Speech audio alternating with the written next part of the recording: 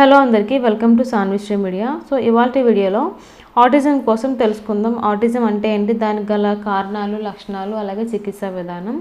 Autism దీన్ని మనం autism spectrum disorder అని కూడా పిలుస్తారు, ASD. ఇది ఒక న్యూరో డెవలప్మెంటల్ కండిషన్ అనమాట. సో ఇది మనకి ఎక్కువగా చిన్నపిల్లల్లో ఎక్కువగా కనిపిస్తుంది. మనకి ఎర్లీ స్టేజెస్లో మనకి 2 నుంచి 3 సంవత్సరాల లోపు వయసులో మనకి లక్షణాలు అనేవి బయటపడతాయి. అలాగే ఈ ఆటిజంకి చికిత్స అంటే మనకి ట్రీట్మెంట్ అనేది ఏమీ లేదు. అంటే ఆ లక్షణాలు అనేవి మనకి ఏజ్ పెరిగే కొద్దీ కొన్ని థెరపీస్ ద్వారా తగ్గించవచ్చు అనమాట. So according to WHO, world health organization, మన ఇండియాలో 68 పిల్లల్లో ఒక్కరైనా కూడా ఆటిజంకి ఎఫెక్ట్ అవుతున్నారు. అలాగే ఏజ్ గ్రూప్కి వచ్చేసరికి 1 నుంచి 10 సంవత్సరాలు ఉన్న పిల్లల్లో ఎక్కువగా ఇది ఆటిజం అనేది వస్తుందన్నమాట. సో అమ్మాయిలతో పోల్చుకుంటే అబ్బాయిల్లో ఆటిజం అనేది ఎక్కువగా ఎఫెక్ట్ చూపిస్తుంది. దీనికి గల కారణాలు ఏంటంటే కాజెస్ వచ్చేసరికి 2 టైప్స్ ఆఫ్ కాజెస్ అనమాట. ఒకటి జెనెటిక్ ఫ్యాక్టర్స్, అలాగే సెకండ్ వన్ వచ్చేసరికి ఎన్విరాన్మెంటల్ ఫ్యాక్టర్స్. సో జెనెటిక్ అనగానే మనకు గుర్తొచ్చేది ఏంటంటే జన్యుపరమైన లోపాలు అనమాట, అంటే జీన్స్ సంబంధించింది. అంటే ఒక ఫ్యామిలీలో ఒక బాబు మనకి ఆటిజంతో బాధపడితే కనుక ఆ నెక్స్ట్ పుట్టే వాళ్ళలో కూడా ఆటిజం వచ్చే అవకాశాలు ఉంటాయి అన్నమాట. అలాగే మనకు కొన్ని ఫ్రైగైల్ ఎక్స్ సిండ్రోమ్, అలాగే ట్యూబరస్ స్క్లెరోసిస్ లాంటి కొన్ని జన్యుపరమైన పరిస్థితులు కూడా ఉండవచ్చు. ఇది జెనెటిక్ ఫ్యాక్టర్స్ అనమాట. మనకి ఎన్విరాన్మెంటల్ ఫ్యాక్టర్స్కి వచ్చేసరికి మనకి సరౌండింగ్స్లో, అంటే మనకి డ్యూరింగ్ ప్రెగ్నెన్సీలో జరిగేది అనమాట. అంటే ప్రీటర్మ్ బేబీ పుట్టడం, అంటే లో బర్త్ వెయిట్గా పుడతారు కదా పిల్లలు. అలాగే 26 వారాలు నిండక మునిపే మనకి పిల్లలు అనేది పుడుతూ ఉంటారు. సో అలాగే ప్రెగ్నెన్సీ టైంలో మదర్ సరిగా కేర్ తీసుకోకపోయినా, ఇన్ఫెక్షన్స్కి ఎక్కువ గురైనా, ఎక్కువ స్ట్రెస్కి ఫీల్ అయినా, అలాగే మనకు కొన్ని మెడికేషన్స్ అనేవి ఐరన్, ఫోలిక్ యాసిడ్ లాంటివి సరిగా తీసుకోకపోయినా మనకి ఇలాంటివి వస్తూ ఉంటాయి. అలాగే కెమికల్స్కి, టాక్సిన్స్కి, పొల్యూషన్స్కి మనకి ఎక్కువగా ఎక్స్పోజర్ అయినా కూడా ఈ ఆటిజంకి పిల్లలు ఎఫెక్ట్ అయ్యే అవకాశం ఉంటుందన్నమాట.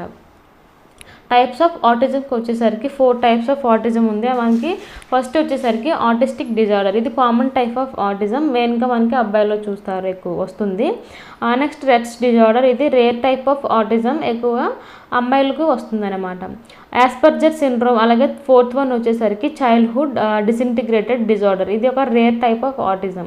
మనకి ఎర్లీ సైన్స్ ఆఫ్ ఆటిజంకు చూసుకున్నట్లయితే వాళ్ళు ఆడుకునే వస్తువుని రివర్స్లో పెట్టి ఆడుకోవడం, హైపర్ యాక్టివ్గా ఉండడం. మెయిన్ వచ్చేసి మనకి మాటలు అనేవి త్వరగా రావన్నమాట. ఇంకొకటి ఒంటరిగా ఆడుకోవడానికి ఇష్టపడతారు, స్లీప్ ప్రాబ్లమ్స్ ఉంటుంది, అలాగే ఎక్కువ హైపర్ యాక్టివ్గా ఉంటారు, యాంగ్జియస్ అవుతారు, ఒక తల్లిదండ్రుల ప్రేమని రిజెక్ట్ చేస్తారనమాట, కడ్లింగ్ని ఇష్టపడరు వాళ్ళు. అలాగే మనకి డయాగ్నోస్టిక్ టెస్ట్, అంటే మనకి ఈ ఆటిజం ఉందని మనం ఎలా తెలుసుకోగలమంటే డెవలప్మెంటల్ హిస్టరీ, అలాగే బిహేవియరల్ హిస్టరీ అనేది తీసుకోవాలి. అలాగే స్టాండర్డైజ్డ్ అసెస్మెంట్స్ చేస్తారు. అలాగే మనకి సైన్స్ అండ్ సిమ్టమ్స్ కనుక ఉంటే కనుక ఆ పర్టికులర్ చైల్డ్ని అసెస్మెంట్ అనేది చేస్తారనమాట. అదర్ టెస్ట్ అనేది మనకు కొన్ని బ్రెయిన్ స్కాన్స్ అండ్ స్కానింగ్స్ అవి చేస్తారు, జెనెటిక్ సంబంధించిన లోపాలు ఏమైనా ఉన్నాయో లేదో అని. ఇంటర్వ్యూస్ కండక్ట్ చేయడం, అంటే ఫ్యామిలీలో, అంటే ఆ చైల్డ్ కోసం తెలుసుకోవడానికి. నెక్స్ట్ ట్రీట్మెంట్కి వచ్చేసరికి అకార్డింగ్ టు సమ్ రీసెర్చెస్ మనకి స్టాండర్డ్ ట్రీట్మెంట్ అనేది ASDకి లేదు.